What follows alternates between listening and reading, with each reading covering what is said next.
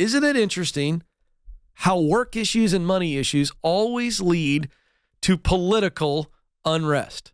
Forget the politics. It's always about work or money. And I'm going to explain. News out of Michigan. This is a PBS article. Michigan becomes the first state in decades, and this is significant, to repeal right-to-work law. Now, what is a right-to-work law? Because you may know or you may not know if your state is a right-to-work state. If they are a right-to-work state, all that simply means is that there's a law in the books that allows those in unionized workplaces to opt out of being in the union. So it's like if I go work in a union shop as a welder and I'm in a right-to-work state and I don't want to be a part of the union, I don't want to pay the dues, I'm not interested in whatever they negotiate, I'm not in, then that's my right. Okay? And so I can say, no thanks, I'm not paying the dues, I don't want to be part of the union. That's all that means.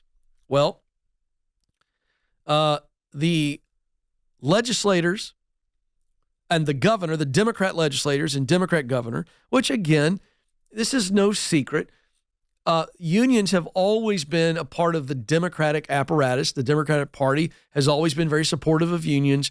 The unions are powerful lobbies for Democratic legislators. This is not a new development, okay? So, and traditionally Republicans have been anti-unions because their position is we want people to get the right to choose whether they want to be a part of the union.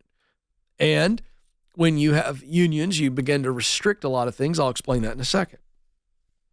Well, Governor Gretchen Whitmer issued this statement Friday after signing the anti-right-to-work legislation. And I want you to listen in here because there's some irony here. She said, today we are coming together to restore workers' rights. Really? You're not restoring the rights of the people in your state that don't want to be a part of the union. You're restricting their rights. You're saying you have to pay union dues. This is not my opinion. This is the legislation. Democrats have argued that the law allowed for free riders that received union representation without having to pay fees or dues. Without it, unions can now require all workers in a unionized workplace to pay fees. So you know what this is? This has nothing to do with workers' rights. This is actually restricting the rights of people who go, I don't want to be represented. And you're going, well, they're getting the benefits without paying the dues. That's garbage. You know what this is? This is forced fundraising.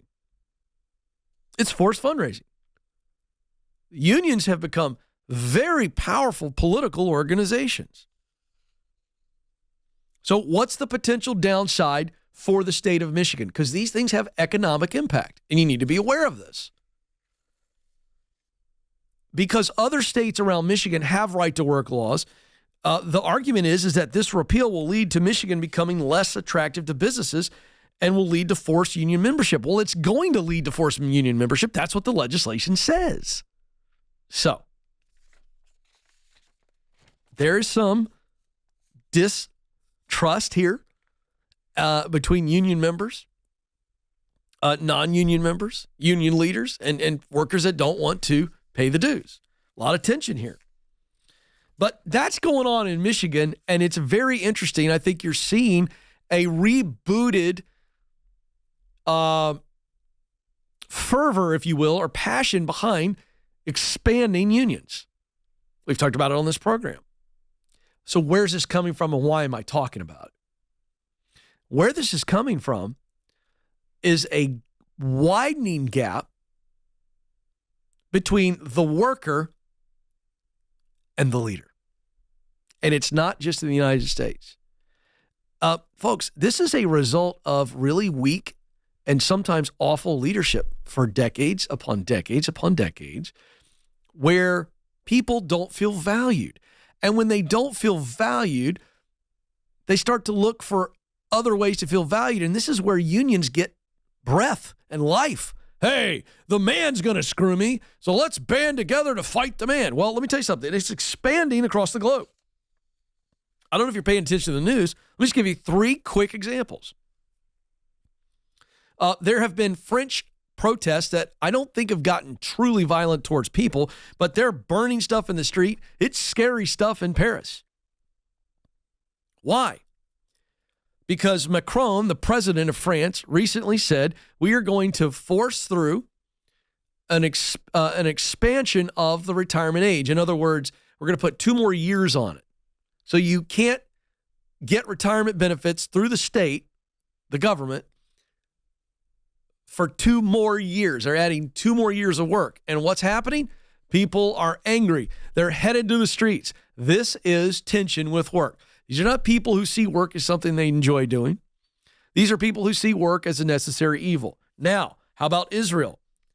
Over a few days recently, Israel took a big hit with a work stoppage that united business owners and workers against a hardline government. And so it was kind of like, all right, we're mad at the government, so we're going to shut you down. We're not going to work. Spain is dealing with a huge strike. Taxi drivers in Madrid walked early this year, protesting the Uberization of the city. So all of this tension, here's the point that I'm making. This is turning into political tension. This is turning into social unrest. Why? Because of a work issue. People don't feel valued by their leaders, by government leaders. They want to be free.